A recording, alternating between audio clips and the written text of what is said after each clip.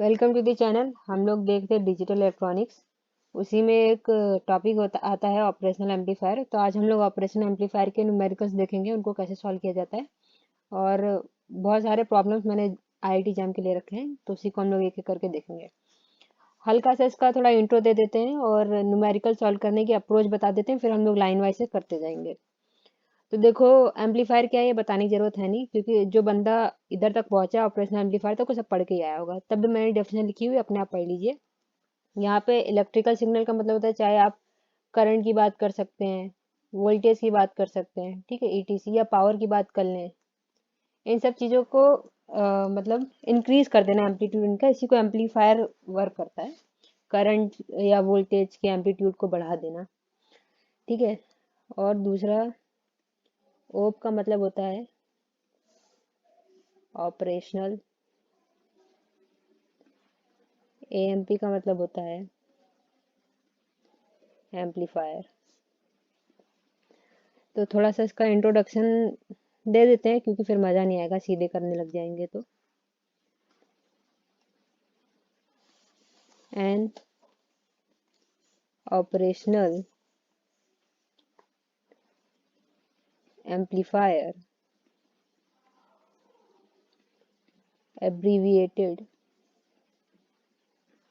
as op-amp is basically a multi-stage, very high gain, typically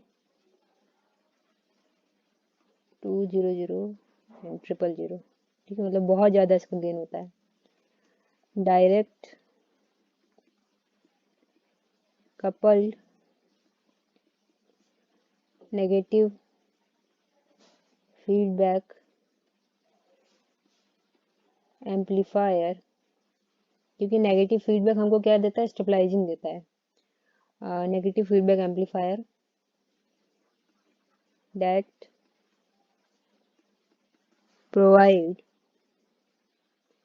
provides a stabilized voltage gain। देखो, feedback का मतलब हल्का सा मैं बता देती हूँ, वैसे तो इस पे पूरा एक चैप्टर ही होता है फीडबैक के ऊपर, पॉजिटिव एंड नेगेटिव फीडबैक। हल्का सा फीडबैक का ओवरव्यू दे देते हैं। फीडबैक का क्या मतलब होता है यहाँ पे, बाकी नॉर्मल इंग्लिश लिखिए, समझ में आ ही रहा होगा। फीडबैक का मतलब होता है ये वीके मेहता में लिखी हुई है definition, the process of injecting a fraction of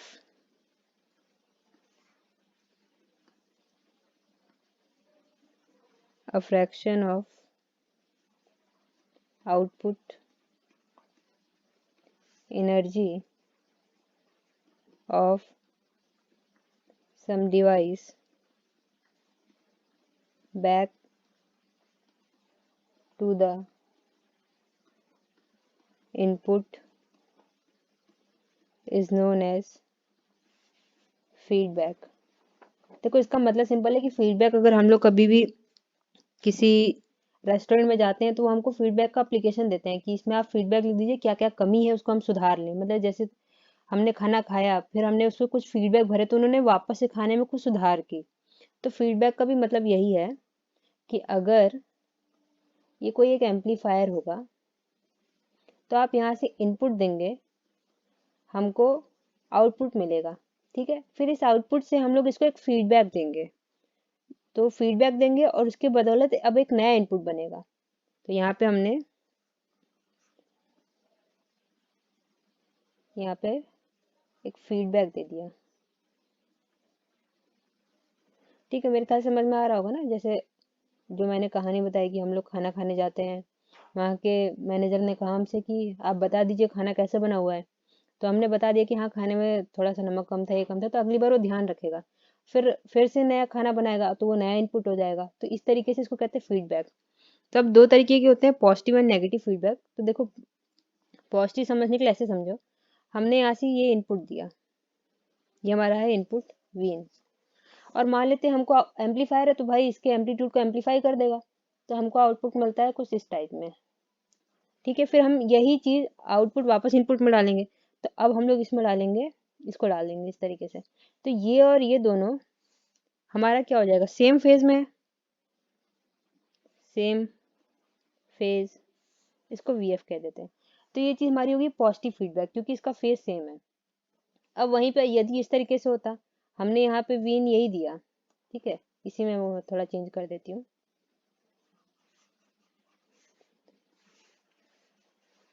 पर लेकिन ये इन्वर्ट होके आ गया है। ठीक है, कॉमन एमीटर में होता है ऐसे, इस तरीके से पाई का शिफ्ट आ गया।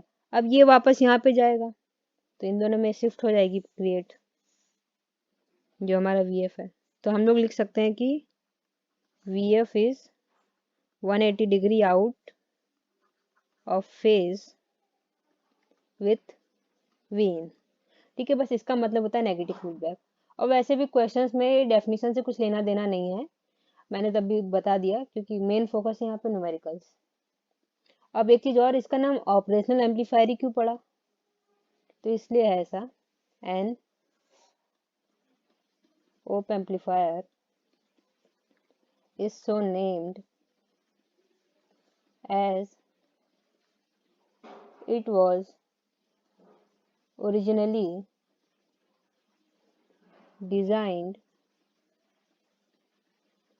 to perform mathematical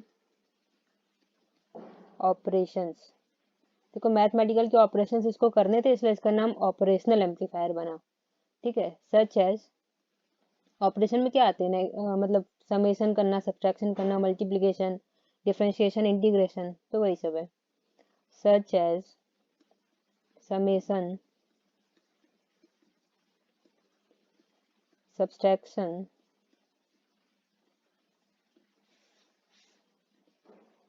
मल्टीप्लिकेशन,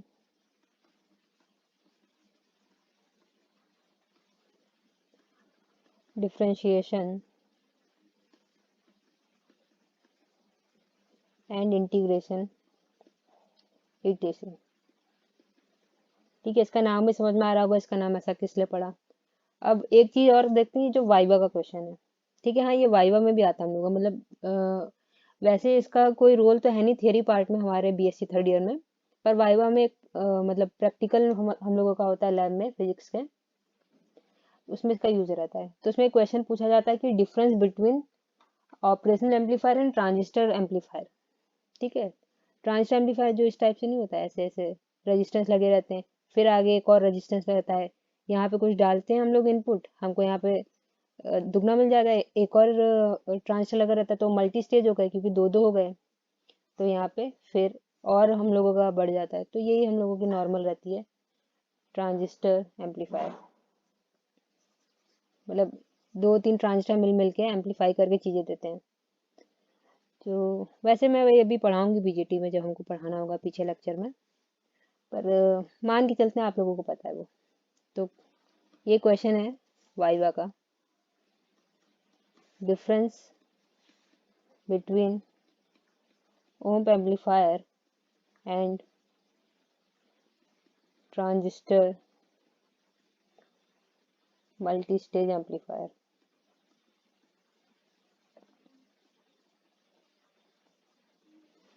ठीक है, तो देखो इसमें जो पहला डिफरेंस है और सबसे इम्पोर्टेंट डिफरेंस यही है कि जो हमारा ऑपरेशनल एम्पलीफायर होता है, ये हमारे डीसी और एसी दोनों को एम्पलीफाई करता है। ध्यान सुनना, डीसी सिग्नल को भी और एसी सिग्नल दोनों को एम्पलीफाई करता है। पर जो ट्रांजिस्टर एम्पलीफायर होता है, वो सिर्फ और सिर्फ एसी को मतलब एम्पलीफाई करता है। मानते हैं उसमें डीसी भी होती है, पर लेकिन डीसी ना बाइसिंग के लिए यूज होती है, इसलिए इसको दिमाग में से मतलब कंफ्यूजन मत करना कि उसमें डीसी भी तो यूज होती है। डीसी का मतलब होता है बाइसिंग दे रही है वहां पे। तो operational amplifier amplify both AC and DC, whereas uh, whereas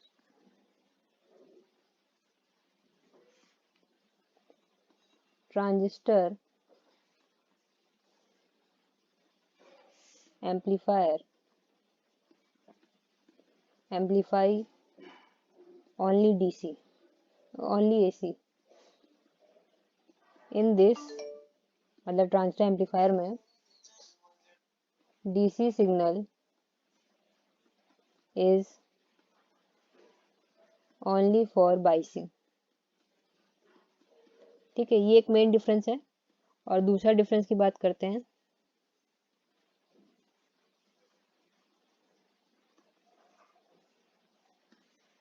in operational amplifier, input is taken from two terminals. इसमें दो टर्मिनल्स में इनपुट दिए जाते हैं। और whereas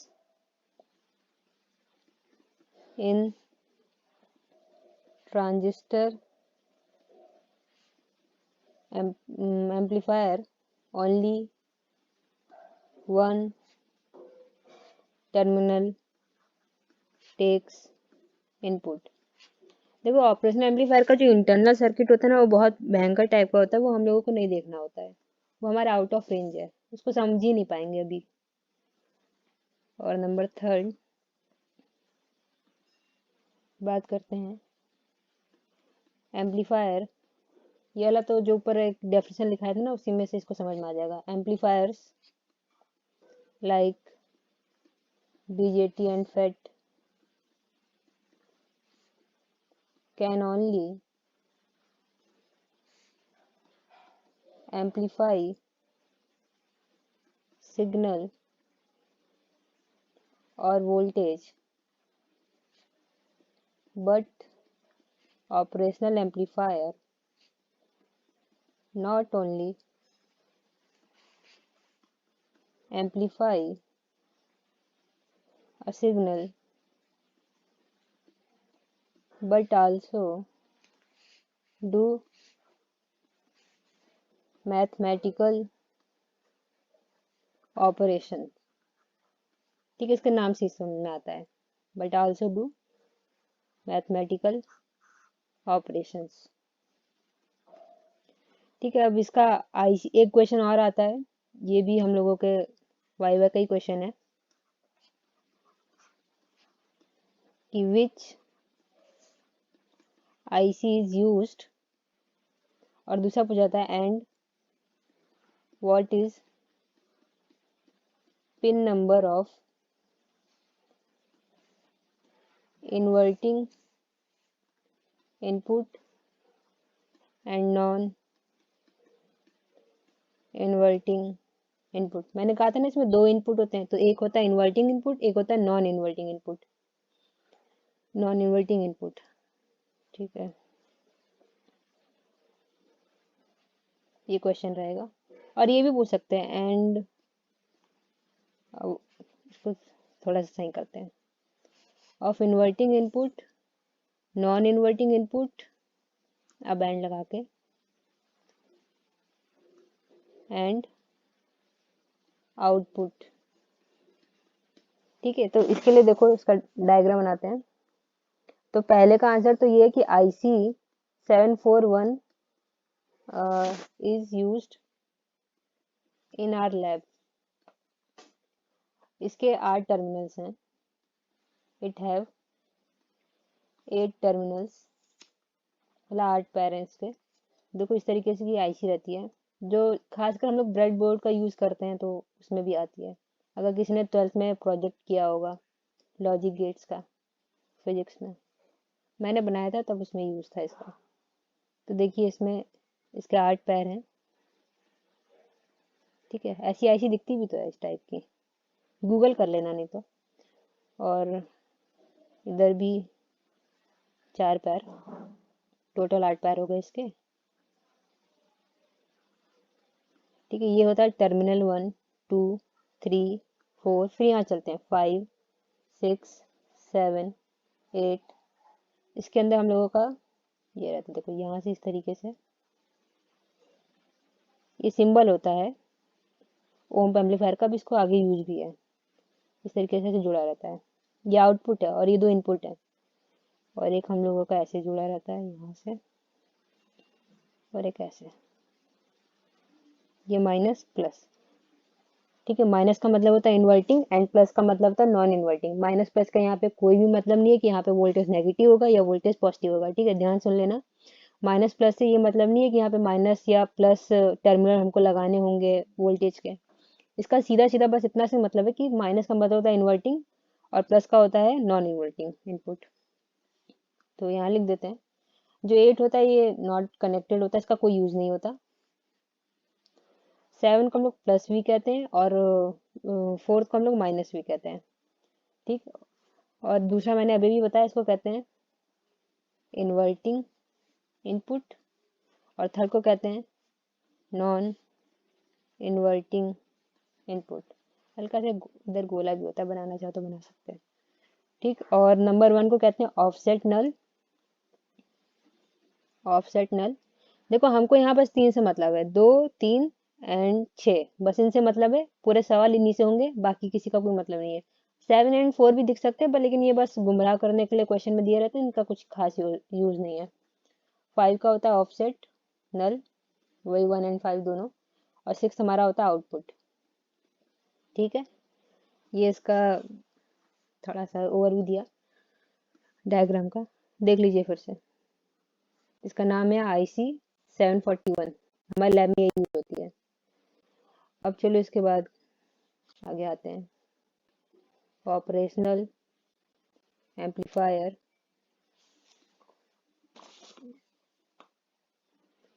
एम्पलीफायर सिंबल।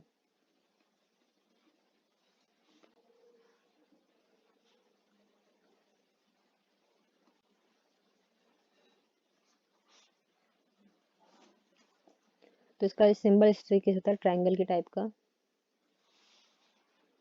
ठीक है, यहाँ पे टर्मिनल 2 जो कि माइनस है, यहाँ पे टर्मिनल 3 जो कि प्लस है। तो माइनस का बताया मैंने इन्वर्टिंग, जो चीज इन्वर्ट करते हैं, इससे याद रखो इन्वर्टिंग। देखो सिंपल सा मतलब है कि अगर इन्वर्टिंग में तुमने मान लेते हो +10 वोल्ट दिया है, तो तुमको आउटपुट में मिलने वाला है -10 वोल्ट। ठीक है, अगर -10 वोल्ट दिया रहता तो आउटपुट में मिलता +10 वोल्ट, मतलब वो इन्वर्ट कर देगा। और नॉन इन्वर्टिंग का मतलब ये कि अगर तुमने +10 दिया तो यहाँ भी +10 मिलने वाला है, अगर तुमने -10 दिया तो यहाँ भी -10 मिलने वाला है। ठीक है, सिंपल सा मतलब यही है इन्वर्टिंग एंड नॉन इन्वर्टिंग। तो हमारा इन्वर्टिंग इनपुट है, और ये हम लोगों का नॉन इन्वर्टिंग इनपुट। और यहाँ पे हम लोगों को आउटपुट मिलेगा नंबर 6 पे, आउटपुट V0। इसको लिखते हैं A into V I D. ठीक है, वी आई डी का मतलब होता है डिफरेंस इनपुट। ये V I D equal to difference input. इसका मतलब सिंपल है, इसको हम लोग कहेंगे V1, इसको कह दो V2। तो इसका मतलब है V1 माइनस V2। ठीक है, मतलब जिसके आगे जो सिंबल है उसको यूज कर लो। नहीं, इसको करो V2 माइनस V1 लिखो।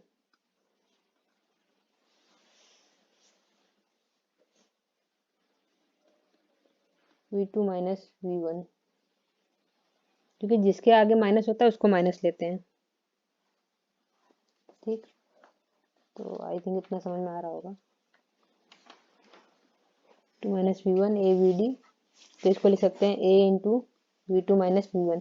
ठीक है, एक चीज ध्यान रखना, कहीं कहीं पे ऐसा हो सकता है यहाँ पे प्लस लिखा हो, यहाँ माइनस लिखा हो, और प्लस को V1 दे दिया होगा और माइनस को V2 दे दिया होगा, तो वहां पे तुम्हारा V1 माइनस V2 हो जाएगा। तो इस बात से कंफ्यूज मत होना।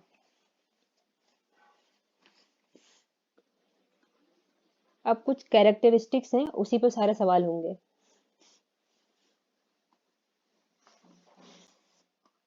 The characteristics of an ideal operational amplifier. देखो हम लोगों के सिलेबस में जैम में हर जगह पे आइडियल एम्पलीफायर की बात है, ऑपरेशनल एम्पलीफायर की। ठीक है, तो इसके अंदर चलते हैं। पहली कैरेक्टरिस्टिक है इसकी, इनपुट रेजिस्टेंस इज इनफाइनाइट। मतलब जो आर इन होगा वो हमारा इनफाइनाइट होगा। और दूसरा इसी से रिलेटेड है कि आउटपुट रेजिस्टेंस इज जीरो, वैसे तो नियरली जीरो कहते हैं क्योंकि पर लेकिन आइडियल है तो इसलिए जीरो लिख देंगे। R out equal to zero. देखो ऐसा क्यों, ये दोनों पॉइंट भी समझा देती हूँ मैं।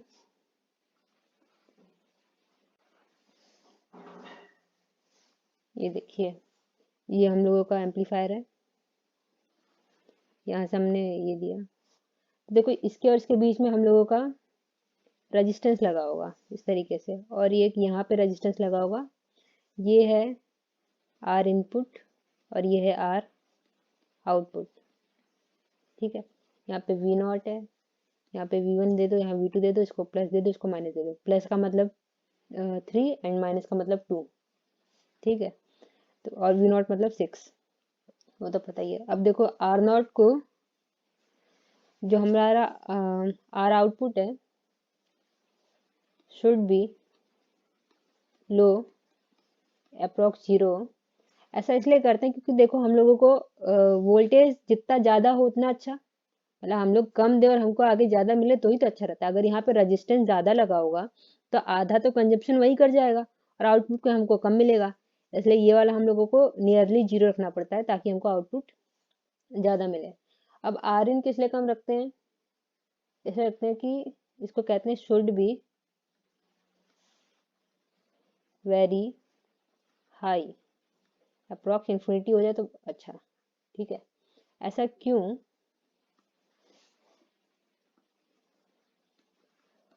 so that there is no shorting, या कह देते हैं no mixing of input voltage. मतलब अगर ये शॉर्ट हो गया तो यहाँ से इनपुट आएगा इसमें मिल जाएगा, यहाँ से इनपुट आएगा इसमें मिल जाएगा। ठीक है, इसलिए इसको बहुत ज़्यादा हाई रखते हैं। और अब एक चीज़ और ध्यान रखो, अगर बहुत ज़्यादा हाई रखा, यहाँ पे रजिस्टेंस बहुत हाई है तो यहाँ करंट बहेगा क्या, करंट ही नहीं जाएगा। तो ये एक हम लोगों का पॉइंट है क्वेश्चन सॉल्व करने में, सबसे इंपॉर्टेंट पॉइंट आएगा कि टर्मिनल से इसके अंदर कोई भी करंट फ्लो नहीं होता। ठीक है, चलो 2 पॉइंट हो गए। थर्ड पॉइंट पे आते हैं अब।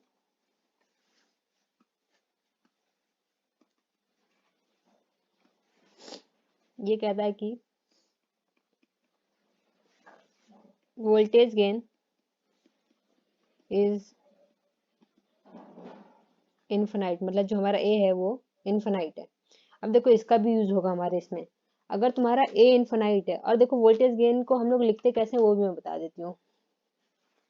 वोल्टेज गेन का को हम लोग ऐसे लिखते हैं ए वी टाइप में। ठीक है, ए वी इक्वल टू, ये वोल्टेज गेन है, इसको ए वी कर दो, equal to V not by V I D, मतलब डिफरेंस वाला। तो वी नॉट हमारा क्या होता है, वी नॉट होता है, और इसको दे देते हैं V one minus V two. ठीक है, डिफरेंस ऑफ द इनपुट। तो यहाँ से अगर ये तुम्हारा इन्फिनाइट हो गया, जैसे सपोज को इन्फिनाइट हो गया, तो मतलब वी नॉट बाई, इसको थोड़ा सा ऐसे नहीं, इसको समझो, this implies V I D क्या हो जाएगा, वी आई डी बराबर V not by A we.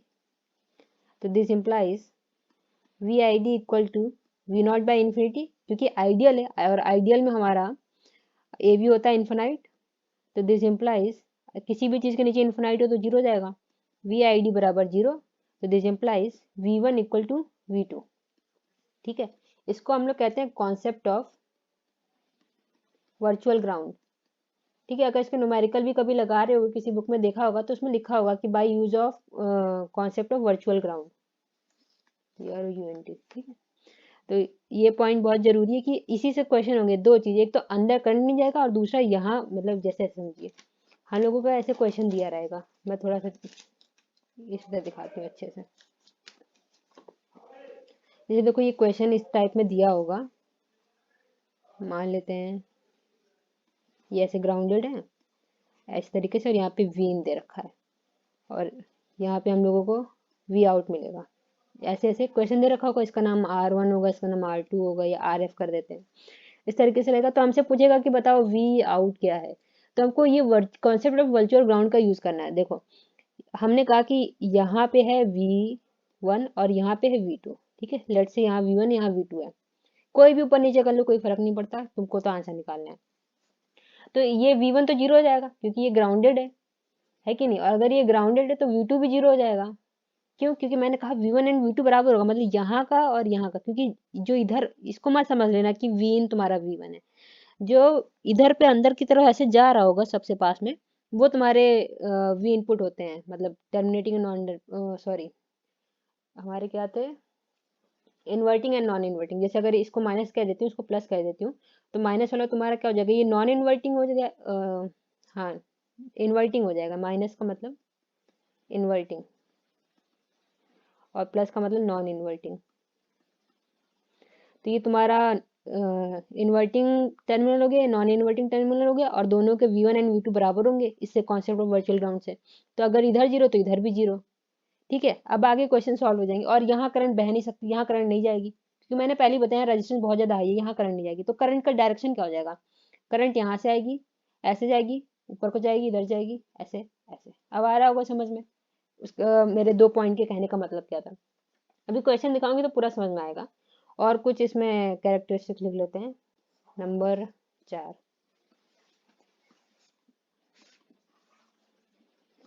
Number 4 है हमारा, फेज शिफ्ट इज 0 डिग्री और 180 डिग्री। ठीक है, और नंबर 5, 0 एंड 180 डिग्री थोड़े, इसका ज़्यादा यूज नहीं है क्वेश्चंस में। नंबर 5 की बात करेंगे कि बैंडविड्थ जो हमारी होती है वो इनफाइनाइट होती है, is infinite, BW equal to infinite. और हाँ, जो लास्ट पॉइंट है मैंने ऊपर इसको करवा दिया, पर ये भी अच्छा है कि परफेक्ट बैलेंस। जब V0 अगर जीरो होगा तो V0 तभी जीरो होता है when V1 equal to V2। नहीं, ये दूसरा पॉइंट है, इसको भी अभी थोड़ी देर में समझा दूंगी। और उसके बाद नंबर लास्ट पॉइंट है, characteristics do not drift with temperature. ठीक है, ये कुछ इसके कैरेक्टरिस्टिक्स है। इसमें एक चीज और बात कर लेते हैं, लिमिटर्स की। लिमिटर्स, अब देखो हमने पढ़ा है कि जो हमारा आइडियल एम्पलीफायर है, ऑपरेशनल एम्पलीफायर, इसमें एवी जो है मतलब वोल्टेज गेन, ये इनफाइनाइट है। मतलब आप कुछ भी इनपुट तो आपको इनफाइनाइट मिलेगा, पर हमको इनफाइनाइट तो चाहिए नहीं रहता ना, इनफाइनाइट लेके क्या करेंगे, कोई काम का नहीं होगा। ठीक है, तो इसलिए हम लोग एक इसमें कंसेप्ट लगा देते हैं लिमिटर्स की, जो कि क्या करता है, limit output so infinite condition is finished. तो इसका मतलब है, तो इसमें हम दो लिमिटर्स का यूज करते हैं इस तरीके से, माइनस प्लस, जब हमने V1 दिया, जब हमने V2 दिया, 2 3, इधर 6, ऊपर लगाते हैं, ये है ये वाला, इसको दे देते हैं प्लस VCC, और नीचे इसको देते हैं माइनस VEE। ठीक, तो इसको, इसकी अभी पीछे देखा था ना, ये 4 नंबर होता था एंड ये 7 नंबर होता था, हमने प्लस V लिखा था, यहाँ माइनस V लिखा था। जैसे दोनों की वैल्यू सेम रहती है, अगर मान लेते हैं इसकी वैल्यू प्लस 15 वोल्ट है तो इसकी वैल्यू माइनस 15 वोल्ट होगी, इस टाइप में। तो इसके वजह से जो हमारा आउटपुट रहता है वो लिमिट हो जाता है, मतलब अब वो इनफाइनाइट की बात नहीं करेंगे, कुछ ना कुछ आउटपुट आएगा। क्वेश्चंस में इनका कोई यूज नहीं है, अगर क्वेश्चंस में ऐसे लिख के भी देता है इस तरीके से बना के डायग्राम में, तो समझ लेना उसका कुछ यूज नहीं है। ठीक, तो फिर चलो अब एक क्वेश्चन देख लेते हैं, फिर अच्छे से समझ में आने लगेगा। थोड़ी सी इलेक्ट्रॉनिक्स आनी चाहिए, रेजिस्टेंस वगैरह कैसे निकाला जाता है, और कुछ नहीं। ठीक है, अभी वाले जो क्वेश्चंस करवा रही है ये बेसिकली हम लोगों को रटने के लिए दिया जाता है। जब भी कभी कोचिंग में जाते हैं तो पहले ही कहा जाता है कि इनको याद कर लो, इस तरीके का सर्किट दिखेगा, पर लेकिन याद नहीं करना है, क्योंकि पेपर में आप कितने याद करोगे, नहीं कर पाओगे। बस सॉल्विंग आनी चाहिए तो फिर अपने आप सारे काम हो जाएंगे। तो इस तरीके से है।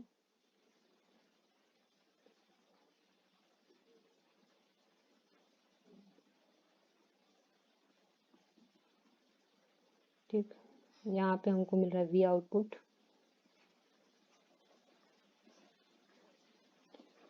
R2 R1 VI।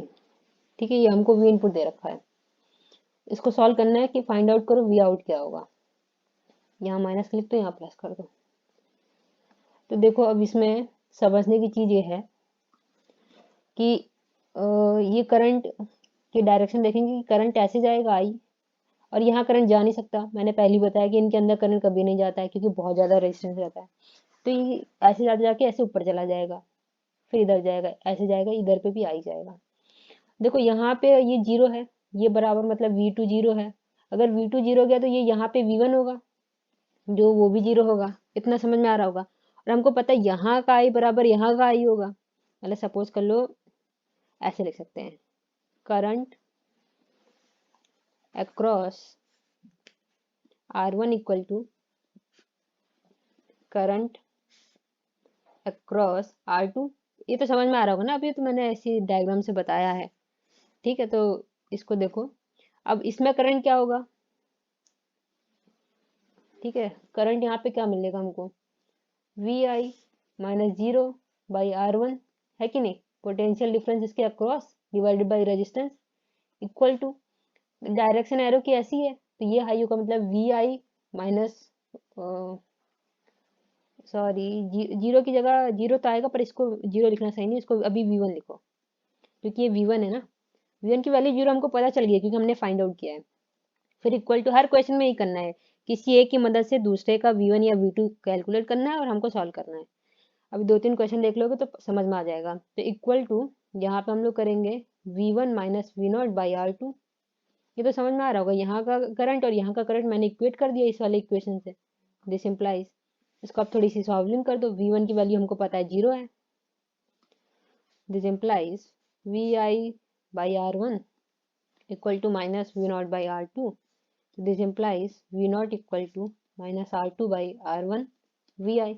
देखो ये निकालना था, सिंपल से हमने निकाल दिया। ठीक, आगे देखते हैं, देख लो फिर से क्वेश्चन, समझ में आ रहा होगा किस तरीके से निकालना है क्वेश्चन को। एक और देखते हैं और समझ में आएगा।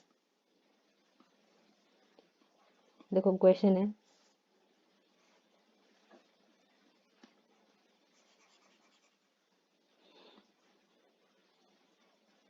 इस तरीके से है।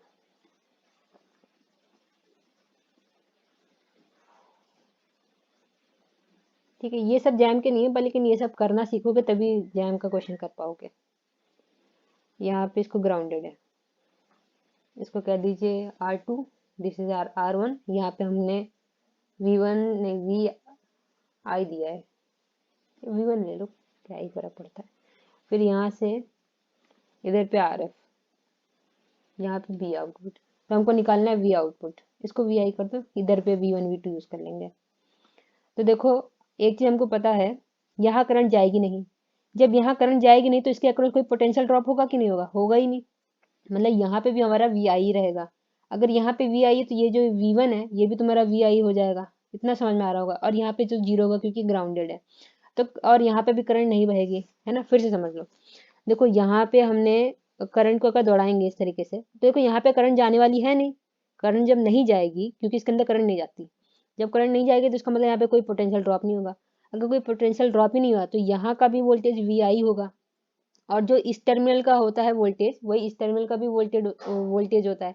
इसलिए यहाँ पे अगर वी आई है तो यहाँ पे भी वी आई होगा। Okay fine. और ये ग्राउंडेड है तो यहाँ पे 0 वोल्ट हो जाएगा, इसमें भी कोई शंका नहीं है। अब वापस से वही लगा दो फंडा पहले वाला, यहाँ से करंट ऐसे बहेगी इस तरीके से, यहाँ पे भी करंट ऐसे बहेगी। ठीक है, तो इसको सॉल्व कर देते हैं हम लोग। नहीं, इसको ऐसे मत करंट को बहाओ, डायरेक्शन के लिए अगर देखना चाहें, देखो ये जीरो है ना, ग्राउंडेड है, तो मान लेते हैं कि ये वाला बड़ा होगा, क्योंकि ग्राउंडेड है तो करंट इस तरीके से कुछ बह रही होगी। तो करंट की डायरेक्शन ऐसी कर लेते हैं, और यहाँ से भी करंट की डायरेक्शन ऐसी कर लेते हैं, क्योंकि करंट एक ही डायरेक्शन में बहेगी। ये तुम्हारा हाई पोटेंशियल है, ये लो पोटेंशियल है, तो हाई पोटेंशियल से लो पोटेंशियल की तरफ करंट बहती है। करंट फ्लोज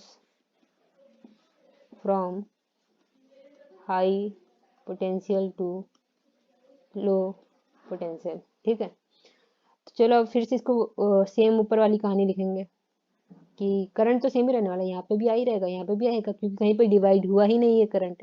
करंट जब डिवाइड होगा तभी ना बात करेंगे। जंक्शन रूल की, यहाँ पे डिवाइड का कोई काम नहीं है। तो current through R2 equal to current through RF। तो देखिए ये हम लोगों का हो जाएगा, दिस इम्प्लाइज, थोड़ा सा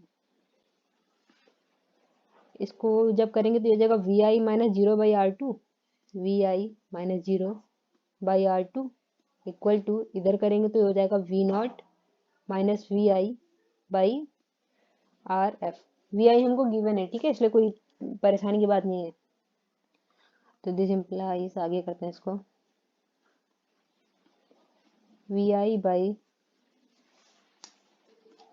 R2 equal to V0 by RF minus VI by RF। इसको लेफ्ट साइड भेज दिया जाए, सिंप्लीफाई कर देते हैं, VI को कॉमन ले लो, VI कॉमन ले लो तो यहाँ बचने वाला है 1 by R2 plus 1 by RF equal to V0 by RF। तो RF को यहाँ मल्टीप्लाई कर दो, V0 की वैल्यू होगी, which implies V0 equal to VI, ये हो जाएगा RF बाई R2 प्लस 1। ठीक, समझ में आ रहा होगा मैंने कैसे किया है, कुछ इतना है नहीं कठिन। ठीक, अब एक और क्वेश्चन देखते हैं। क्वेश्चन है,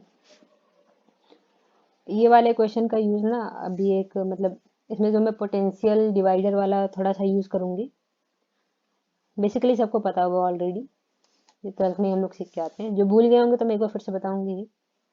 तो इससे अभी एक जैम का क्वेश्चन इसी बेसिस पे सॉल्व होगा, जहाँ पे हमको V0 है। ये भी क्वेश्चन ही है, ऐसा नहीं है कि क्वेश्चन नहीं है।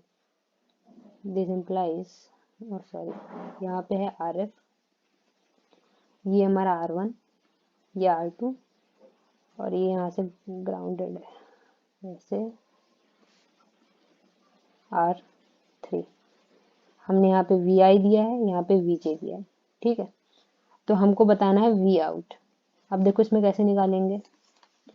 पहली बात तो हमको एक काम ये करना पड़ेगा, हमको फाइंड करना पड़ेगा यहाँ का पोटेंशियल, क्योंकि यहाँ का पोटेंशियल पता चलेगा तभी हमको यहाँ का पोटेंशियल पता चलेगा। इसलिए इसमें यहाँ का पोटेंशियल देखो, उसको पहले ऐसे तोड़ो,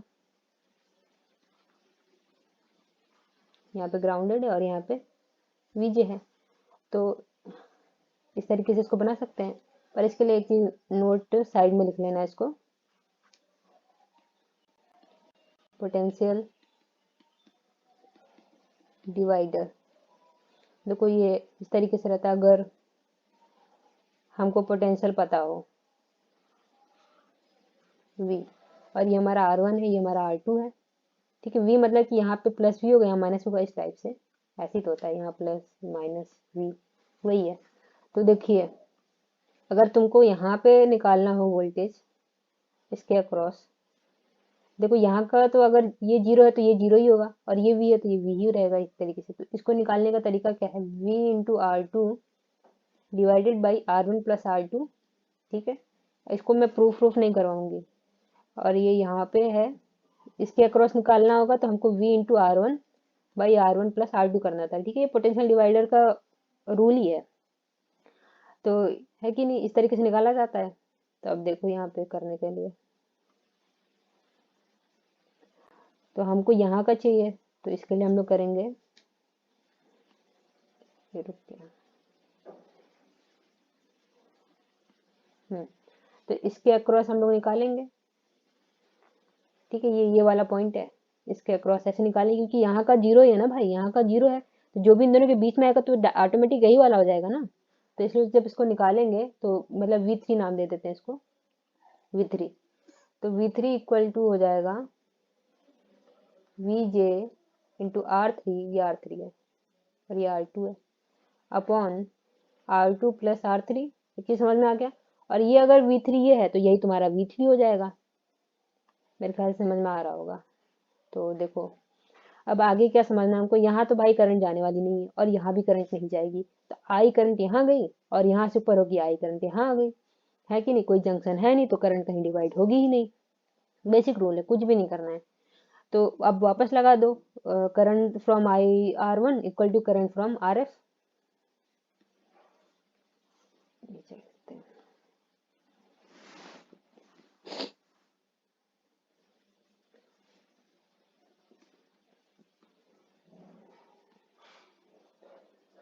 which implies current from R1 equal to current from RF। तो देखो इसको कैसे करेंगे, ये हो जाएगा हमारा VI minus V3 by R1 equal to, वैसे तो ना खुद ही पॉज करके एक बार ट्राई भी कर लेना, क्योंकि जब तक खुद से ट्राई नहीं करेंगे तो चाहे मैं जितना भी बता दूं पेपर के टाइम पे कभी क्षमता नहीं बनेगी काम करने की। VI minus V3 by R1, और यहाँ पे हो जाएगा हम लोगों का V3 minus V0 by RF। ठीक, तो इसको थोड़ा सा ब्रेक डाउन कर दो, तो this implies VI by R1 minus V3 by R1 equal to V3 by RF minus V0 by RF। क्या करो, V3 को लेफ्ट साइड भेज दो और V3 कॉमन ले लो, तो देखो ये क्या बनेगा, this implies VI by R1 minus V3 common ले लो, अंदर बचने वाला है 1 by R1 plus 1 by RF equal to minus V0 by RF। क्या करो, माइनस बी साइड भेजो और RF को भी इधर मल्टीप्लाई में भेजो, तो ये तुम्हारा बन जाएगा V0 इक्वल टू देखना मैं थोड़ा डायरेक्ट कर रही हूँ, ये हो जाएगा minus RF by R1 VI, ये हो जाएगा प्लस V3, यहाँ पे तुम्हारा बनने वाला RF बाई R1 प्लस 1। ठीक है, समझ में आ रहा होगा। और हमने V3 पहले क्या निकाला, V3 है मेरा VJ into R3 by R2 plus R3, इसको यहाँ पे पुट कर दो, तो this implies V0 equal to minus RF by RI VI plus VJ R3 by R2 plus R3, यहाँ पे आएगा RF अपॉन R1 प्लस 1। ठीक ठीक है, देखो बहुत सिंपल था, कुछ था ही नहीं, बस हल्का हल्का निकालना था। ठीक है, तो मेरे ख्याल समझ में आ रहा होगा कैसे करना है, देख लीजिए दोबारा। अब चलो एक और क्वेश्चन देखते हैं।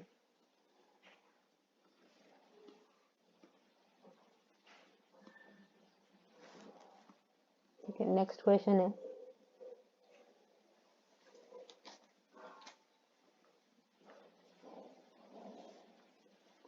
ऊपर सिंबल ही बना देना माइनस प्लस का, मतलब अगर इसमें बनाना हो यहाँ पे लिख सकते हैं 2 3 लिख दो या माइनस प्लस लिख दो, चाहे जो भी, दोनों से कोई एक भी कर सकते हो।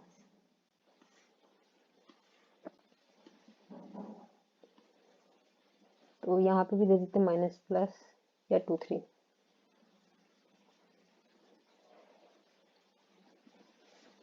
टू, और इसको यहाँ पे से ग्राउंडेड है, ये 3। ठीक है, हमने यहाँ VI दिया है, ये हमारा R1 है, इसमें भी और भी है क्वेश्चन।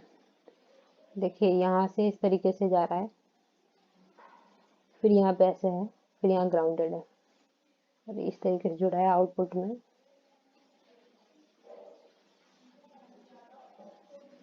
वी आउट दिखाना है, देखो देखने में तो लग रहा है बहुत भयंकर टाइप का, पर हल्का सा दिमाग लगाओ तो काम हो जाएगा। इसका नाम है R2, ये है R3।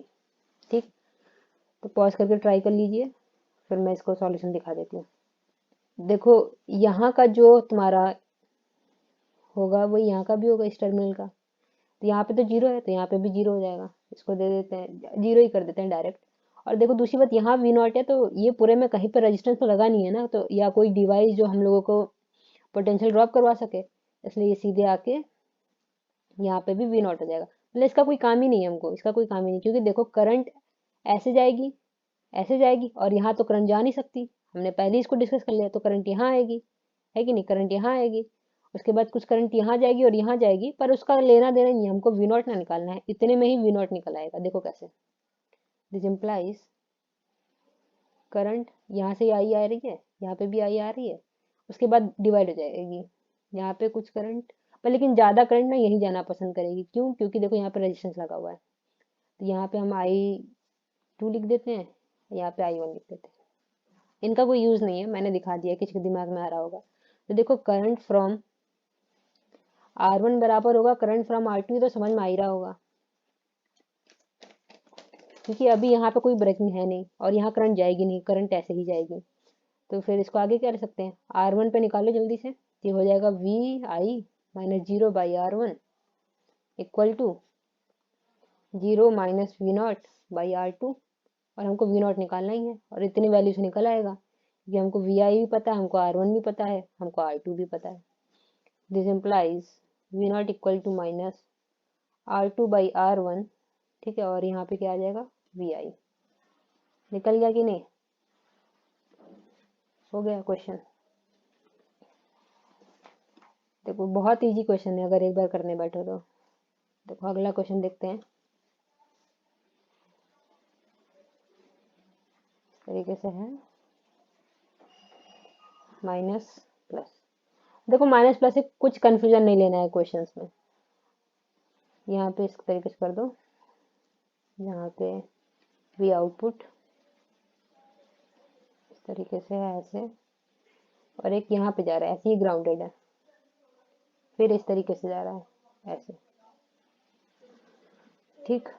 ये है हमारा V1 दे रखा है, ये R1 है, ये R2 है, ये R3 है, ये तुम्हारा R4 है, ठीक। हमको निकालना है V आउटपुट या V0। देखो इसको कैसे करेंगे, फिर से सब कुछ वैसे ही करना है। देखो यहाँ पे क्या है कि कोई करंट नहीं जाने वाला, यहाँ पे भी कोई करंट नहीं जाने वाला, और यहाँ पे जीरो है तो यहाँ पे भी जीरो हो गया, समझ में आ रहा होगा। तो मतलब यहाँ से करंट आई जाएगी ऐसे, यहाँ पे भी करंट आई जाएगी, है ना, फिर उसके बाद डिवाइड हो जाएगी। मान लेते हैं कि यहाँ पे करंट आ रही है I1 और यहाँ पे करंट जा रही है I2, ठीक। और इधर पे भी कुछ पोटेंशियल होगा, तो इसको कह देते हैं हम लोग V, हाँ V कह दो, V कहीं यूज नहीं है, V1 यूज है एंड V0 यूज है, तो इसको कह दो V, ठीक। तो देखो इसको कैसे करेंगे,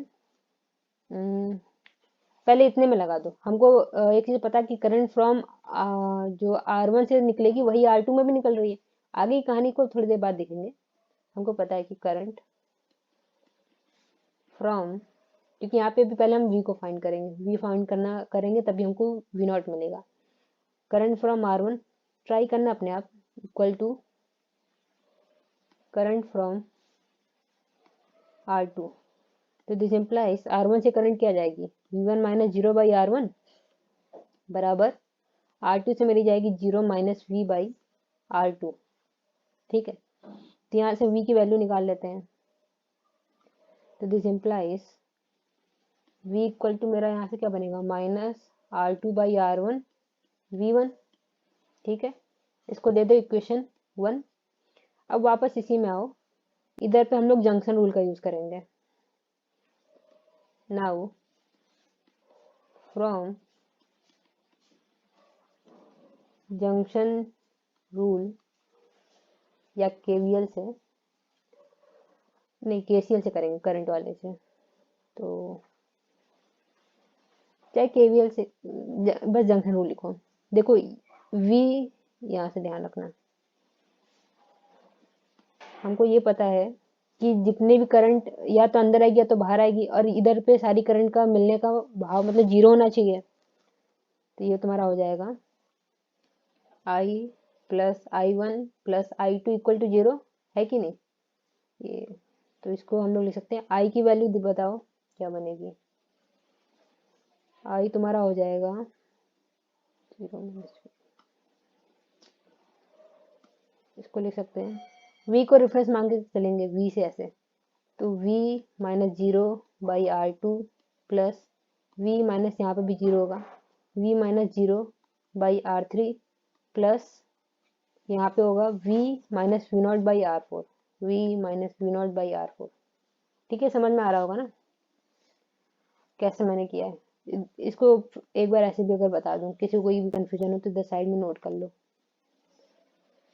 अगर इस तरीके से कभी दिखे ऐसे, ठीक है, तो अगर यहाँ पे v है, यहाँ पे 0 है, जैसे इसमें था, यहाँ 0 है, यहाँ पे v आउट, तो लिखने का तरीका क्या है, v माइन, इसको r1 दो, इसको r2 दो, इसको r3, साइड में कर लो। लिखने का तरीका क्या है, v minus 0/r2 plus v minus 0/r1। ठीक है, यहाँ पे कुछ भी हो सकता था, मान लेते कि 10 है तो v माइनस, इसको कर देंगे 10, प्लस इसको कर सकते हैं v माइनस v0/r3, और इसको इक्वल टू 0 कर देना है। ठीक है, मतलब summation of i equal to 0 at junction. ये समझ में आ रहा होगा, तो यही मैंने यूज किया है, वैसे पता ही होगा सबको। तो दिस इम्प्लाई इक्वल टू 0। इसको फर्दर सॉल्व कर दो, ये मेरा बनने वाला है v/r2 plus v/r3 plus v/r4 minus v0/r4। तो देखो मैं इसको थोड़ा डायरेक्ट कर लूँ, यहाँ से v को कॉमन ले लो और r4 को डिवाइड कर दो, इक्वल टू 0, मतलब सब में मल्टीप्लाई कर दो। तो यहाँ से v0 क्या हो जाएगा, और v0 को इधर ले जाओ तो प्लस हो जाएगा। ठीक, अच्छे से कॉपी पे कर लेना। तो v0 equal to v common ले लिया, तो यहाँ पे क्या बचने वाला है, r4/r2 प्लस r4/r3 प्लस 1, यही बनेगा। और देखो v की वैल्यू मैंने पहले फाइंड आउट कर रखी है, क्योंकि मेरे को क्वेश्चन में v थोड़ी दिया हुआ है, वैसे ही वो खुद ही एक अननोन क्वांटिटी है, इसलिए मैंने पहले इसको फाइंड आउट किया था। तो this implies v0 equal to, v की वैल्यू हमने निकाली है -r2/r1 इंटू v1, तो यहाँ हो जाएगा 1 प्लस r4/r3 प्लस r4/r2, हाँ r2। तो ये हमारा v0 हो गया।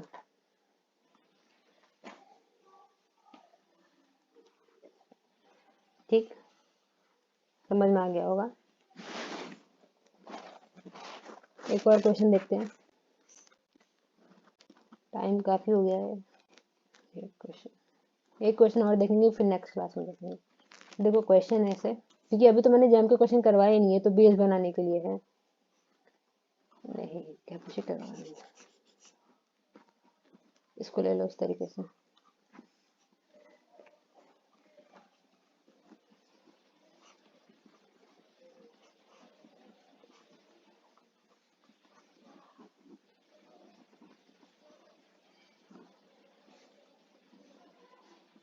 माइनस प्लस, यहाँ से इसको ग्राउंड, यहाँ पे v0 डिफाइन करना है, इधर भी है।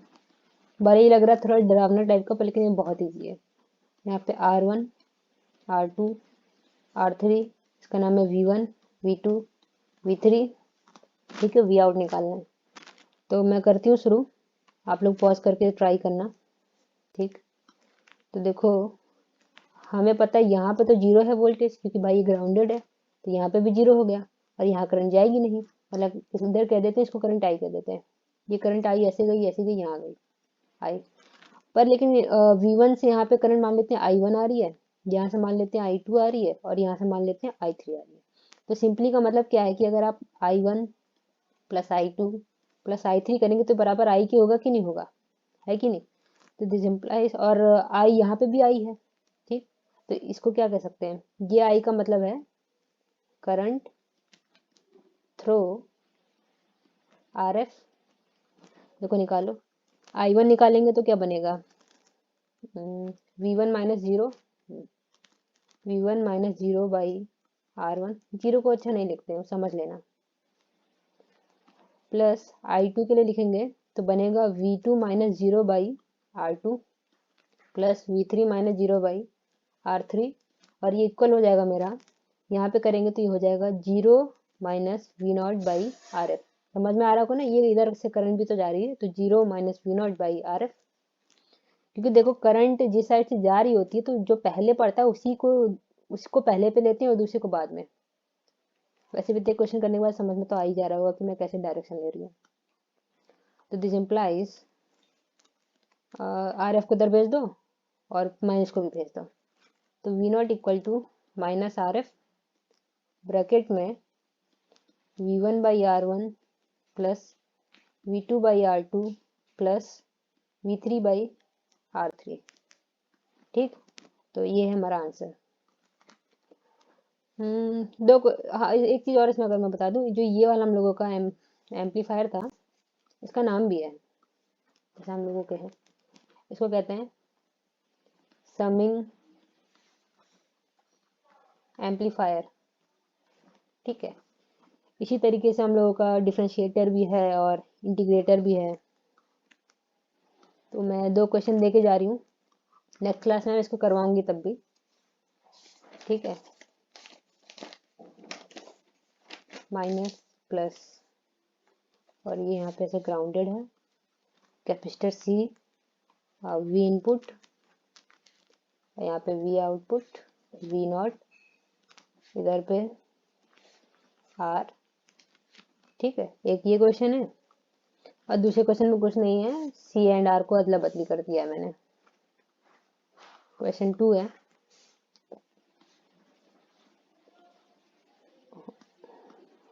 नहीं रहेगा,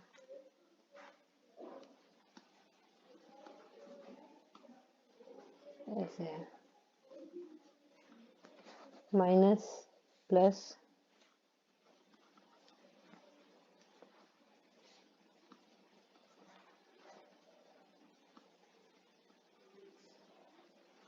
ठीक है, V इन है, और यहाँ पे मेरा R, यहाँ पे कैपेसिटर लगा हुआ है।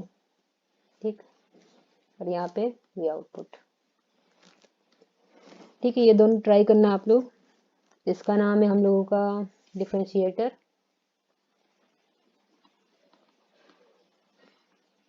एम्पलीफायर, और इसका नाम है इंटीग्रेटर। ठीक, वीडियो लंबी हो जाएगी, नहीं तो मैं इसको करवा देती, क्योंकि अभी जितने क्वेश्चन मैंने करवाए हैं अभी उतने और करवाने हैं, तो इसलिए मैं खींच नहीं रही हूँ, नहीं तो 2 घंटे का हो जाएगा। ठीक, थैंक यू फॉर वॉचिंग।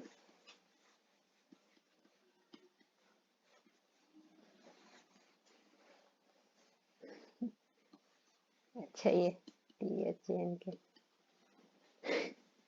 देख लेना। Good night.